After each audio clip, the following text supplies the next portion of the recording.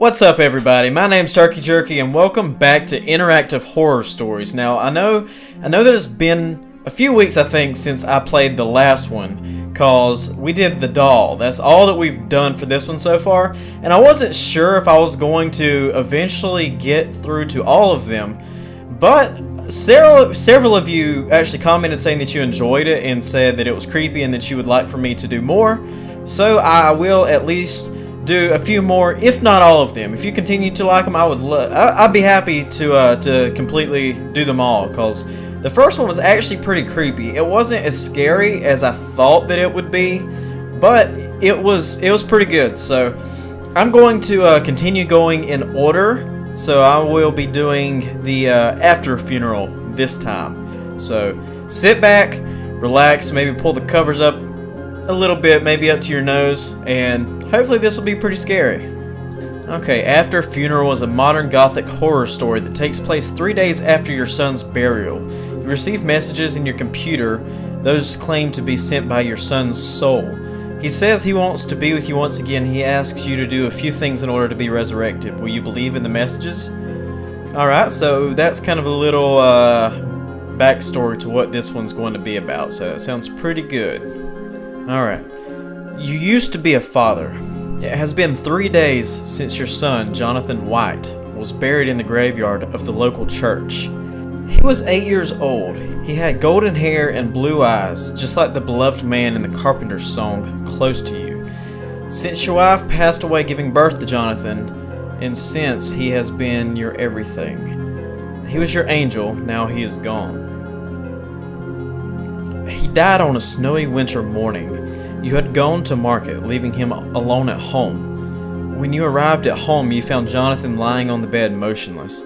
His face was covered with his pillow, choked. Police couldn't find any trace of trespassing.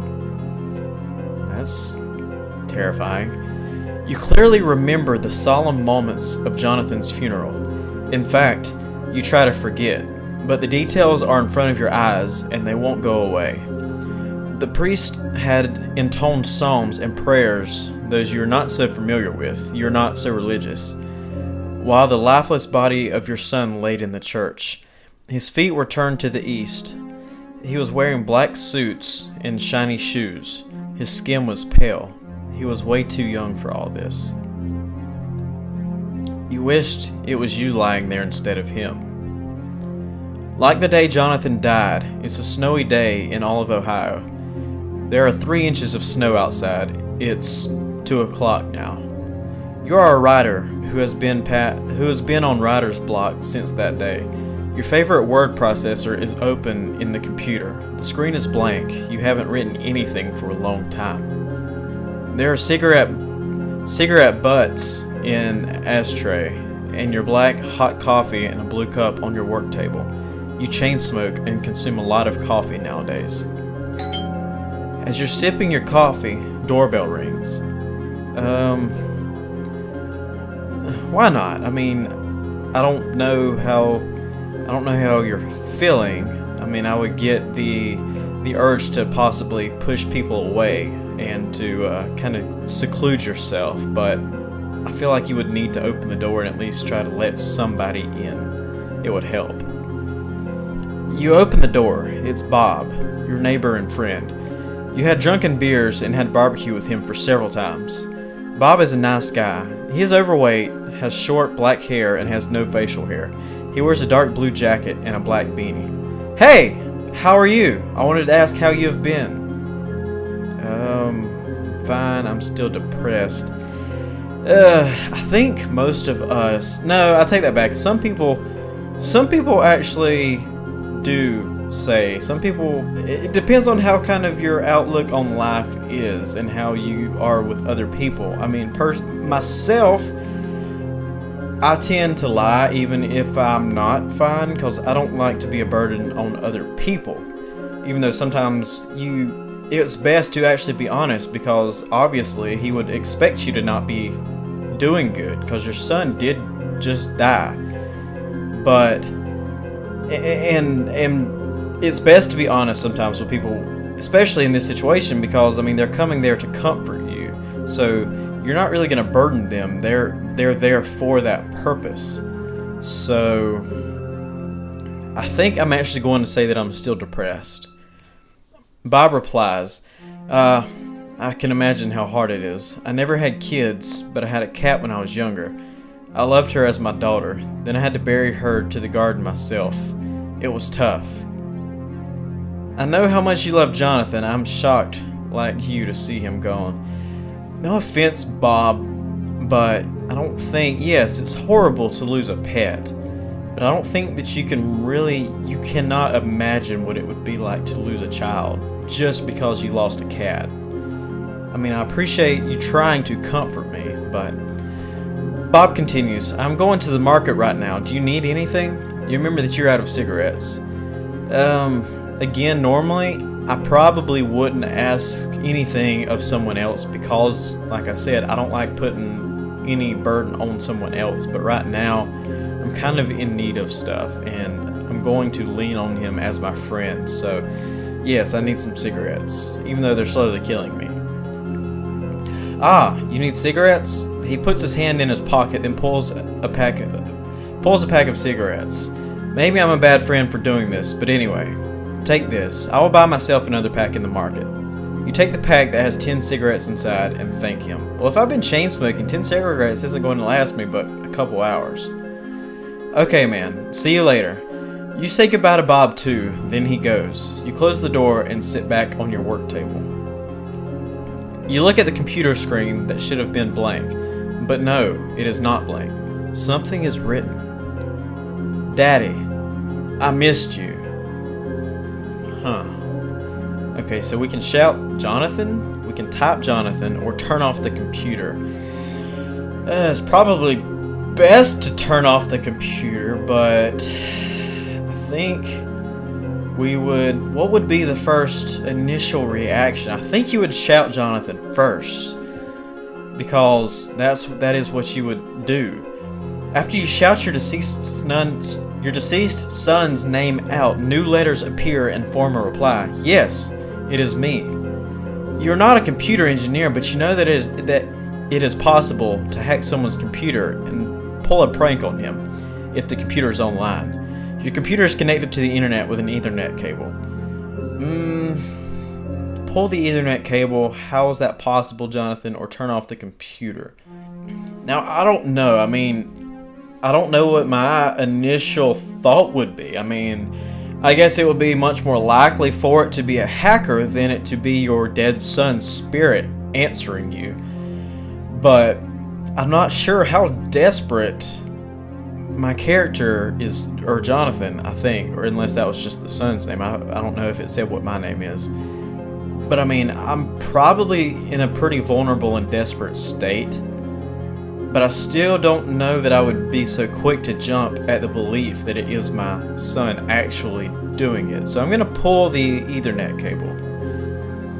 You crouch down and frantically pull the Ethernet cable from your computer. You expect that nothing else will be written, but no, you are wrong. I am in the computer. How is that possible, Jonathan? Good Lord said that I should be together with you. He said that I love you, and you love me, so he sent me back. Oh, I mean, I'm not sure that that's how it really works, but... I'm so afraid, Daddy. It is cold and dark. I am so cold here. Please bring me back. Do you want to see me once again? Of course I do. And again, I feel like a normal person would kind of jump at the opportunity to have their kid back in their life. But I mean, I've seen enough horror movies and read enough things to know that reanimation is never the right answer, because they never come back the same way. And I'm not sure how I really need to be playing this. I don't know if I need to be trying to play it from the dad's perspective or go on my own instincts. So I guess I'm going to say yes. I mean, I do want to see him again. So far, he hasn't really done or said anything that's kind of alludes to an ulterior motive, such as like him being violent or evil. If it is even him. I mean, that's always the other the other possibility that it's not even really my son. That's how these things work. But I'll say yes. Find 5 candles and wait for the midnight. Bye for now, Daddy. Am I gonna summon the Midnight Man? Because I've watched that game. I don't want to summon the Midnight Man. You've got only 1 candle at home. You normally use the candle when the electricity is gone, but you didn't need more than 1 candle before. What will you do? Ask Bob for candles or buy them from the market. Well, if I ask Bob for the candles, he'll come back over and I'm sure he'll ask what I need them for. And that would probably lead to him trying to talk me out of it, or at least maybe talking some sense into me. But if I go to the market, I don't know. I think I'll ask Bob for candles because maybe I'll just borrow some and he's closer. But I don't know. I'm curious to see what kind of interaction that would lead to.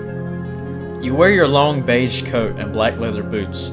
You walk to Bob's house and ring the bell. After 10 seconds, Bob opens the door. Hey, what's up? I need 4 candles. I received strange messages. Says that it's Jonathan. I'm just gonna ask for candles. There's no need to bring him, my son, or my son's spirit into this. So, sure, I have plenty of them. Why do you need them, may I ask? I received strange messages. Says it's Jonathan, or I'd rather not tell. I figured he would say this, so I'm gonna try to say that I'd rather not tell. Very well. Let me bring the candles.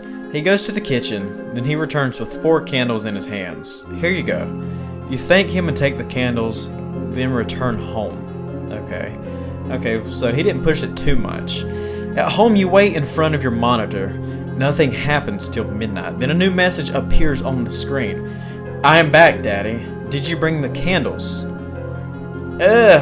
Yes. Part of me wants to say no, because if I say no, that could kind of let on to what kind of spirit he actually is. If he reacts to that violently and gets angry, it would show me that I don't need to do this.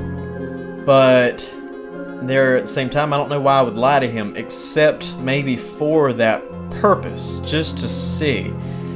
I mean, yeah, I would be excited to try to have him back, but I feel like it's been enough time. I don't know how late it was, but it's been a few hours, I'm sure. So I feel like with that amount of time setting in, you would take some time in kind of reality, or your smart thoughts, realization would kind of set in and be like, look, something's not right here. Maybe this isn't what I need to do. So I'm gonna say no, just to see what his reaction is. No? Why? I don't feel comfortable. I don't believe that you're my son. Turn off the computer. Don't believe that you're my son. I don't feel comfortable. Both of them kind of would let on the same reaction, I feel like, or at least provoke the same reaction from him. But maybe if I say that I don't believe that you're my son, maybe he'll show me or do something to let on and prove it to me. So I'm going to say number 1. I swear to God that I am Jonathan, your son. The good Lord wants us to be together. You are not Jonathan, or just turn off the computer. If I just turn off the computer, what's going to happen? I mean, is it just like a poltergeist type thing? I don't know. I'm just going to say you are not Jonathan one more time. I will rape your wife's corpse. Do you hear me? I won't let you and her find peace. What? You are out of words in response to this tantrum. No other messages appear. Wow. I mean, why would my son say that he's going to rape his mom's corpse? That is dark. That is not... Oh, I'm kind of thinking that it's a good thing that I didn't try to bring him back. At least not yet. What's going on? You turn off the computer. You take a high dose of sleeping pills because you will need it. You go to sleep. Number one, don't take a bunch of sleeping pills. That's not the good thing to do. Number 2, why are you still sleeping in that house? I would be at Bob's house or at a hotel sleeping the night after that. Cause who is just to say that he's only in the computer? You see your deceased pretty wife in your dream, except that she is not pretty anymore because she is a rotten corpse. A skeleton, to be exact, lying within her coffin. You can't expect much to be left from her body after 8 years of death and decay. What makes this dream worse is the fact that she is moving. She writhes inside the coffin, and you can feel her pain and despair from how her body parts are moving. Oh hey. You wake up to the sound of the door rings bell? You wake up to the sound of the doorbell's ring. I'm going to say it like that. You take a look at the clock. It's 10 a.m. You wear your slippers and open the door. It's Bob. Hello, I need to show you something. He holds a newspaper in his hand. There's anxiety on his face.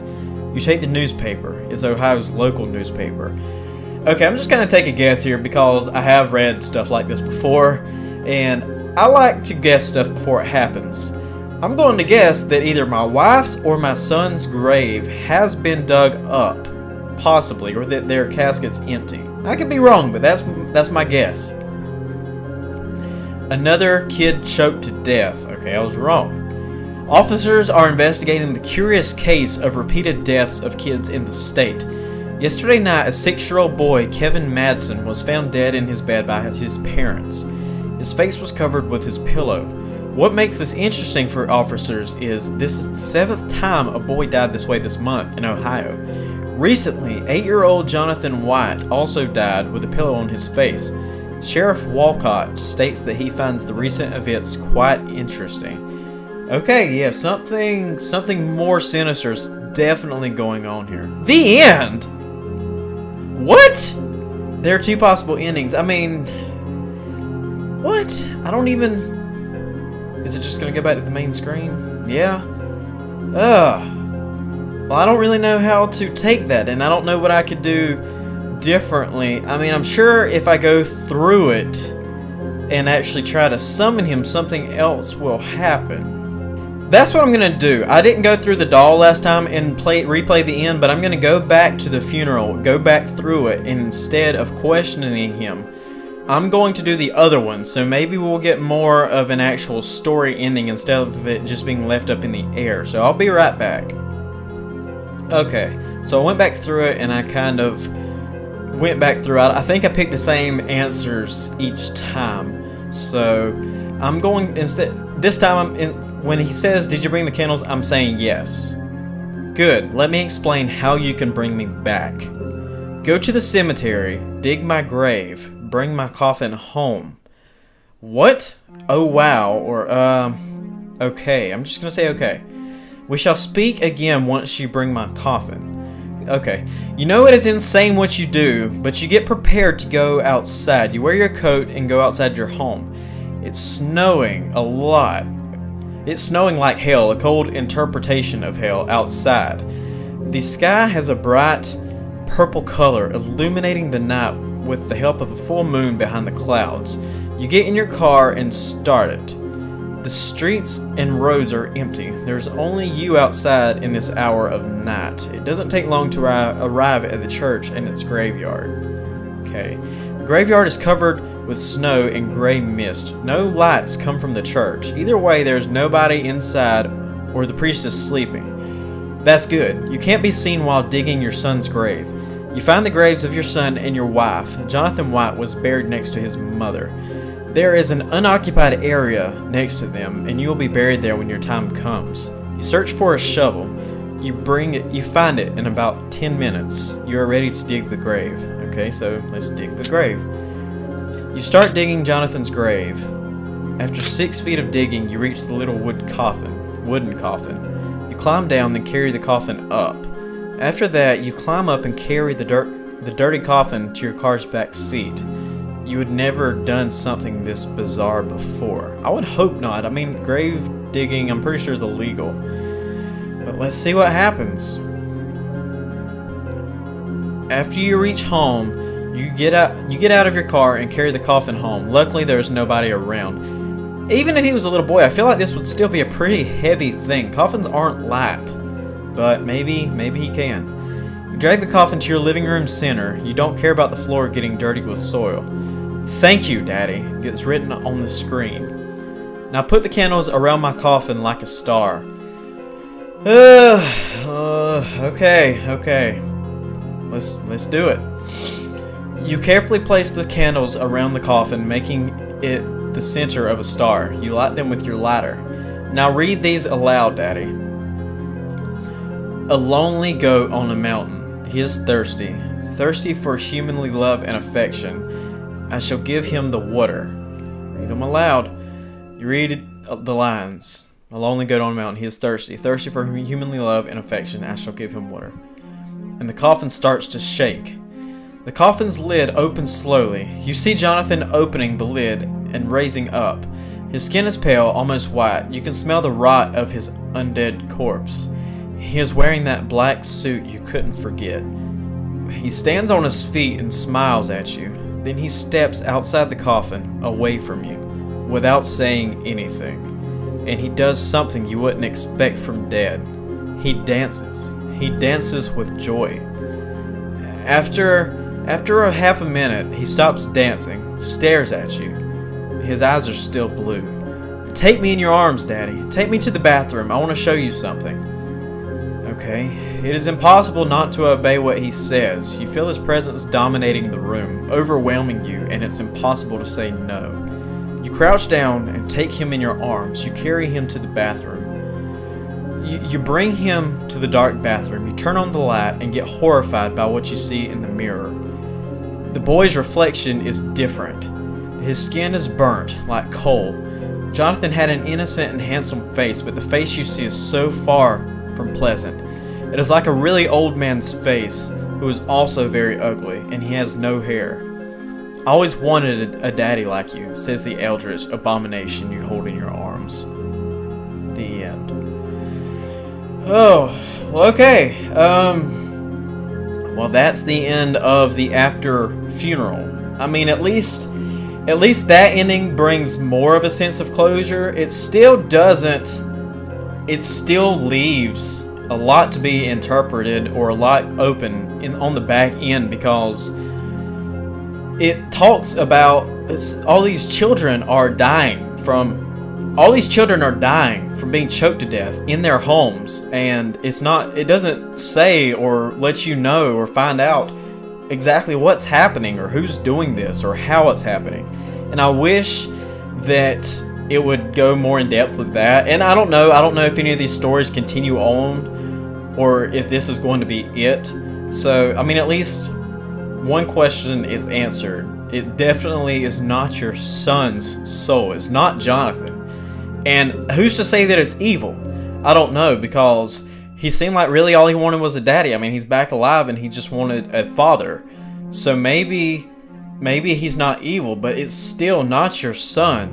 And who knows what's to come from that. But anyway, guys, that was, again, this is Interactive Horror Stories. That was the after funeral. That was the second one.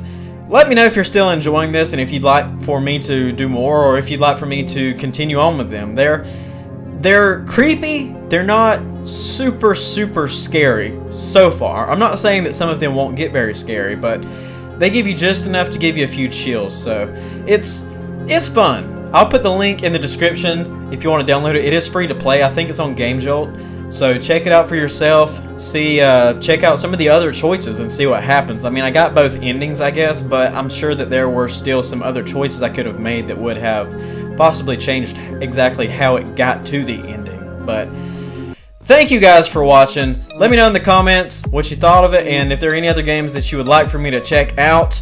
Please like my video and subscribe to my channel, and click the annotations to check out some other cool things that I've played. But I will see you guys next time. Bye.